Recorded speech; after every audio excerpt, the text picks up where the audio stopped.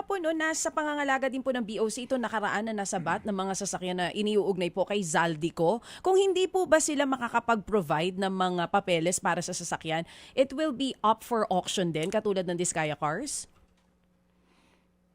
Well, again, no, ang papasok po dyan kapag po naging final na yung forfeiture order ng Bureau of Customs, kapag hindi po nila napatunayan yung pagbabayad ng customs duties and taxes, isa po ang auction sa mga remedies na pwedeng gawin po ng Bureau of Customs. No? Under Customs Administrative Order 3-2020, andyan po yung pag-auction, yung pagdodonate, yung paggamit po ng BOC, at yung pong condemnation. No? But again, ang inclination po ni Commissioner Ariel ay i-convert into revenue. So, ang masasabi po natin dyan, kapag po naging final ang order, yung remedies po under 3-2020, including auction, ay pwede na pong i-avail ng Bureau of Customs.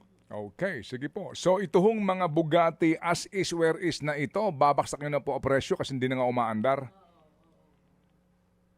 Sa pagkakaalam ko, Manong Ted, isa lang po yung hindi umaandar, no? O umaandar pa po yung isa. At gaya po nung pinangako ko nung huli, nagpadala po ako ng mga letraso sa inyong staff na pagpapatunay na hindi po ito nabaha, no? Okay. So yun po yung kondisyon nitong dalawang Bugatti ito. Oh.